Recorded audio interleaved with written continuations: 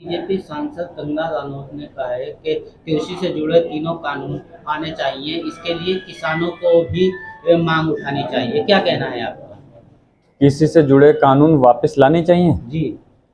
ये लोग किस बीजेपी के लोग सिर्फ मुसलमानों के विरोधी नहीं, ये किसानों के भी विरोधी हैं। और किसान में सभी धर्म समाज के लोग होते हैं।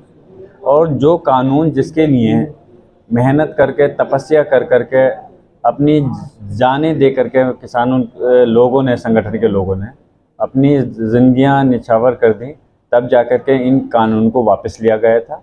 मुझे अफसोस है कि बीजेपी के सांसद होते हुए इस टाइप की बात कही जा रही है कि वो कानून को लागू कराना चाहिए। लागू कराने के लिए कहा है ना, तो इस टाइप की जो सोच है, ये मानसिकता ये दर्शाती है कि बीजेपी के लोग जो है वो किसान के विरोधी हैं। और इसलिए किसानों ने इस लोकसभा के इलेक्शन में उनको सबक सिखाने का प्रयास भी किया है।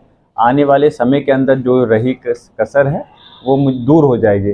अब आप देखें, बीजेपी के ही विधायक और मंत्री इस चीज़ को उत्तर प्रदेश के अंदर भी चीख करके कह रहे हैं कि उत्तर प्रदेश के अंदर तानाशाही चल रही है। पुलिस अपना प्रशासन कमीशन ले रहे हैं। आगरा का आप मामला होगा, आपने देखा होगा कि कमिश्नरेट को कहा नहीं, वो कमीशन का रेट है उस जगह। पीलीभीत के विधायक के पिताजी ने इस टाइप की बात कही। तो मैं पूछना चाहता हूं कि आप योगी महाराज जी क्या उनके घरों पे भी बुलडोजर चलवाएंगे अपने विधायकों? तो आप वो चीज़ देखें कि यकीनन अब अगर इस बात को कोई विपक्ष का विधायक या सांसद कहता तो ये बात होती कि ये लोग सरकार की मुखालफत कर रहे हैं, सिर्फ इसलिए प्रोपेगेंडा कर रहे हैं।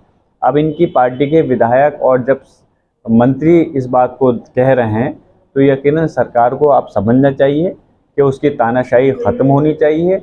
और जो कानून व्यवस्था और जो इस सरकार को वो नहीं चला रहे, नेता नहीं चला रहे, मंत्री नहीं चला रहे, बल्कि अधिकारी चला रहे हैं, इस चीज़ पर रोकथाम लगनी चाहिए।